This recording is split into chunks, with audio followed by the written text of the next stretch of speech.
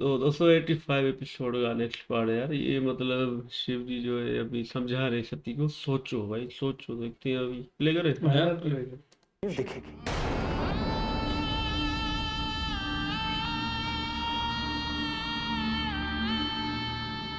देवी, इसका अर्थ तो यही है कि देने को तो आपने अपने पिता को वचन दे दिया और शिव को भी अपने विचारों से मुक्त कर दिया,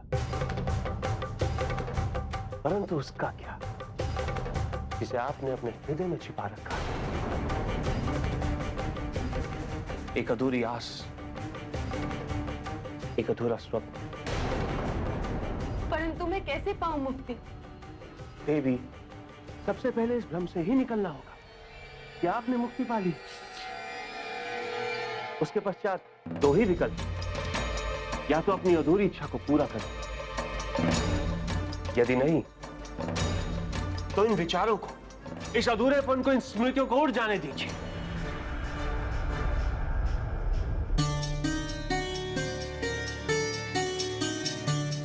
जब तक आपके हृदय का कोना कोना रिक्त नहीं होगा, तब तक उसमें किसी और के विचार घर कैसे करेंगे?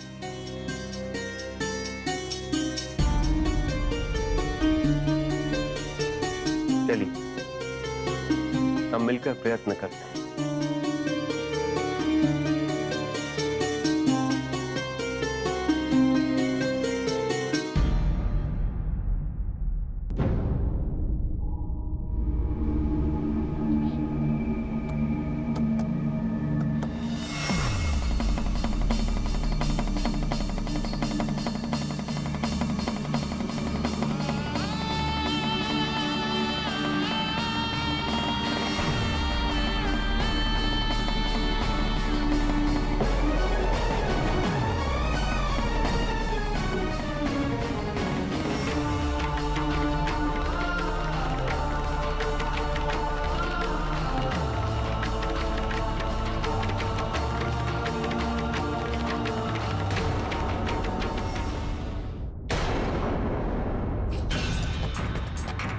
नहीं होगा, ये नहीं होगा मुझसे। आपके प्रयत्न से ही सतविश की मूर्ति बनेगी। तो नहीं मूर्ति बनानी क्या मुझे बन सतविश गई? की कोई भी मूर्ति। नहीं सह सकती मैं ये यातना। सतविश जैसा भी है, नंदी है। मुझे उसी रूप में स्वीकार है। किंतु आपकी माता ने विरोध। विवाह मुझे करना है। माँ को मैं मना लूंगी, उन्हें मानना ही होगा, मानना ही होगा उन्हें। देवी,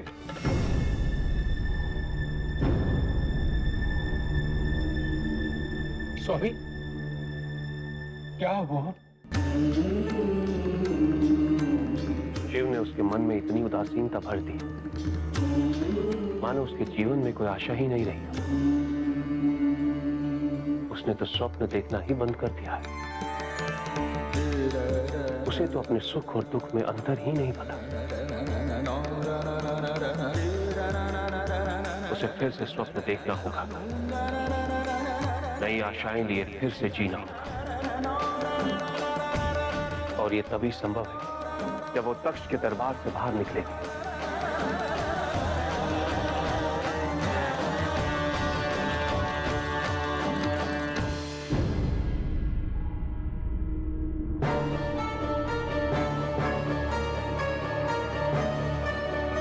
सतवीर,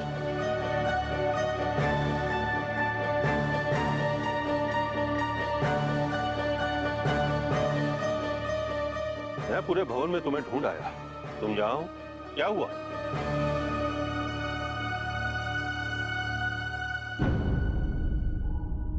क्या आपको ये पूछने की आवश्यकता पड़ रही है? आश्चर्य होता है मुझे रूपवान नहीं बनना है। तो ये विवाह कैसे होगा? नहीं करना मुझे ऐसा विवाह। मेरा ये रूप जैसा भी है, यही मेरा अस्तित्व है। विवाह करने के लिए मैं अपने अस्तित्व का बलिदान क्यों दूं? सतवीश! और केवल यही नहीं, मुझे रूपवान बनाने के लिए मेरी होने वाली पत्नी किसी दूसरे पुरुष के साथ अकेली रात भर। मुझे इसमें कोई दोष नहीं दिखता। आपको नहीं दिखता क्योंकि आपको मेरी चिंता नहीं। आपको चिंता है तो केवल अपने हित की। प्रजापति के आधे अधिकार प्राप्त करने की। तदबीर, तुम्हें मेरे आदेश का पालन करना ही होगा। मत भूलो, प्रजापति के आधे अधिकार प्राप्त करना केवल मेरे लिए ही नहीं, तुम्हारे लिए भी फलदायक होगा। इससे पहले कि तुम्हारी मनोदशा सबको ज्ञात हो, चलो कक्ष में, चलो।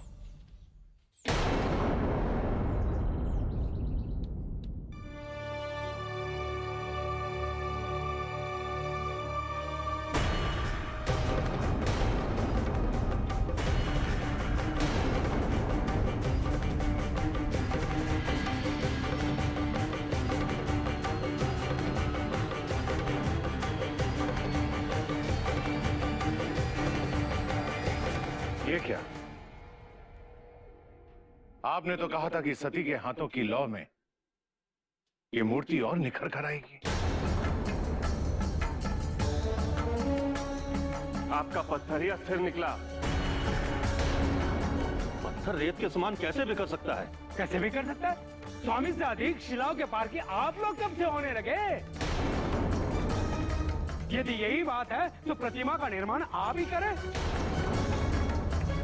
तो आप ही रूपवान बनाए हैं शतभीष को। शांत हो जाए श्रीमान, शांत हो जाए। यदि मूर्ति हमें ही बनानी होती तो हम आपको कष्ट क्यों देते? मूर्ति का निर्माण शीघ्र आरंभ होना चाहिए। आपको जैसी शिला की आवश्यकता है, हम शीघ्र मंगवा देते हैं। तुम्हें क्या लगता है हर वस्तु मंगवाई जा सकती है? बिल्कुल नहीं। इन साधारण शिलाओं से काम नहीं चलेगा। जिस शिला से इस प्रतिमा का सृजन होना है, उसे लाने के लिए सती को स्वयं मेरे साथ जाना होगा। अकेले।